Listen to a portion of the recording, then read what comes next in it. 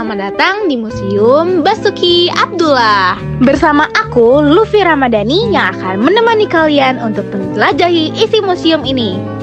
Lah, ini museum? Apa salah tempat ya? Ternyata emang rumah, guys. Dulunya bangunan museum ini adalah tempat tinggal sang maestro lukis Indonesia, yaitu Basuki Abdullah. Dan sekarang museumnya mempunyai 2 gedung, guys. Yang pertama adalah bangunan rumah asli beliau yang direnovasi dan diresmikan pada tanggal 25 September 2001 oleh Menteri Kebudayaan dan Pariwisata, Dr. Andes I. Gede Ardika. Selanjutnya, pemerintah membeli lahan di samping rumah beliau pada tahun 2010. Pembangunannya digarap pada tahun 2014 sampai gedung kedua diresmikan tahun 2016 oleh Menteri Pendidikan dan Kebudayaan, yaitu Profesor Dr. Muhadjir Effendi, MAP. Harga tiket masuk untuk anak-anak sebesar Rp3.000, yang dewasa Rp5.000, dan warga negara asing anak dan dewasa Rp25.000. Ketika kita masuk ke dalam gedung Museum Basuki Abdullah, kita disajikan lukisan-lukisan karya seniman muda modern Indonesia seperti Iwan Swastika yang menampilkan gaya surrealismenya. Lalu terdapat banyak karya seniman muda lainnya serta lukisan karya pengunjung. Kalian tahu nggak? Selain digunakan untuk pameran, museum ini juga digunakan untuk menggelar seminar, penelitian, lokakarya, serta menerbitkan bermacam bentuk publikasi berupa katalog, biografi, kumpulan artikel, dan hasil penelitian. Kalian dipastikan tidak akan bosan dengan karya-karya di sini, karena karya di sini sangat unik dan kreatif, yang membuat mata pengunjung penasaran ingin melihatnya dari dekat. Oh ya guys, kalian tidak usah khawatir dan bingung ketika melihat karya-karya di Museum Basuki Abdullah yang berbagai macam ini. Di setiap lukisan pasti terdapat deskripsi yang jelas agar pengunjung mengetahui apa makna karya tersebut.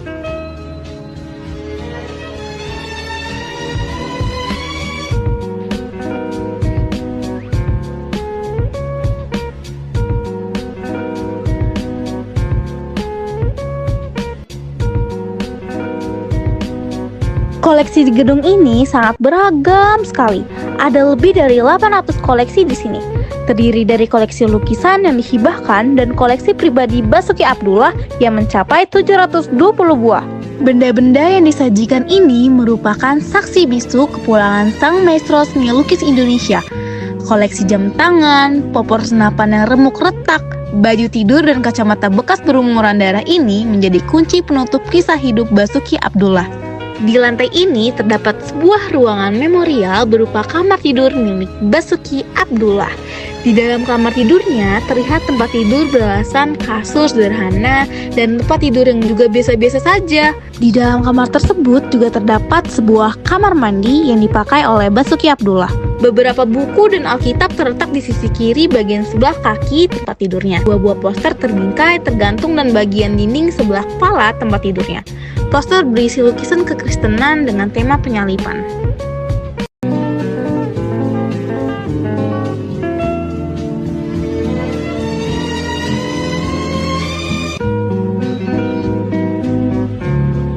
Selanjutnya, ruang koleksi senjata dan aksesoris.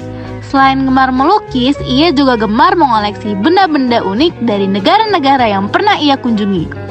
Benda yang dapat dilihat pengunjung pada area ini adalah mulai dari koleksi senjata tradisional dan modern hingga kalung, ikat kepala, dan selendang. Nah, di dalam rumah Basuki Abdullah juga terdapat perpustakaan. Di dalam perpustakaan ini ada buku atau majalah yang jumlahnya sampai sekitar 3.000 buah. Nih guys, jadi di perpustakaan ini berisi begitu banyak buku yang membuat pengunjung yang punya minat membaca akan betah untuk berlama-lama dalam perpustakaan. Tidak semua buku bisa dibuka untuk dibaca. Mungkin mengingat kondisi buku yang sudah terlalu tua dan sulit untuk merawat atau memperbaikinya jika rusak.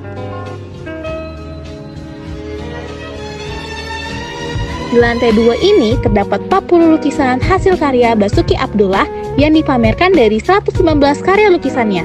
Di lantai tersebut terdapat lukisan-lukisan dengan tema yang beragam, seperti pemandangan alam, tokoh-tokoh besar negara, dan lukisan abstrak. beragam karya dari Basuki Abdullah. Di antaranya ada lukisan asli, lukisan repro, patung, topeng, ada wayang kulit, wayang golek, pakaian, senjata, hiasan, peralatan dapur, meubilar, peraga, ada musik, foto, buku, dan ruang memorial. Sebagai tempat untuk belajar, sebagai tempat untuk melihat kepingan sejarah, terutama sejarah seni rupa yang ada di negeri tercinta Indonesia Raya ini. Basuki Abdullah sudah memberi dan meninggalkan keabadian melalui karya-karyanya dan akan menjadi bagian dalam sejarah yang tidak akan dilupakan.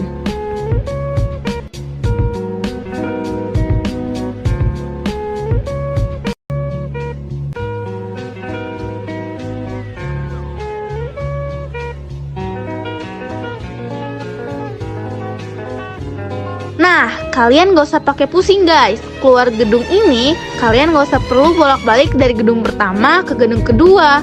Karena di dalam gedung ini ada sambungan lorong yang disambungkan agar pengunjung tidak perlu keluar lagi. Tokoh-tokoh besar yang pernah dia lukis adalah Pangeran Diponegoro, R.A. Kartini, Sri Sultan Hamengkubuwono IX, Ibu Tien Soeharto, Ferdinand Marcos, Raja Van, Teh Huang Yiu, dan tokoh lainnya. Sedangkan untuk lukisan pemandangan alam terdiri dari lukisan pegunungan, binatang, dan laut.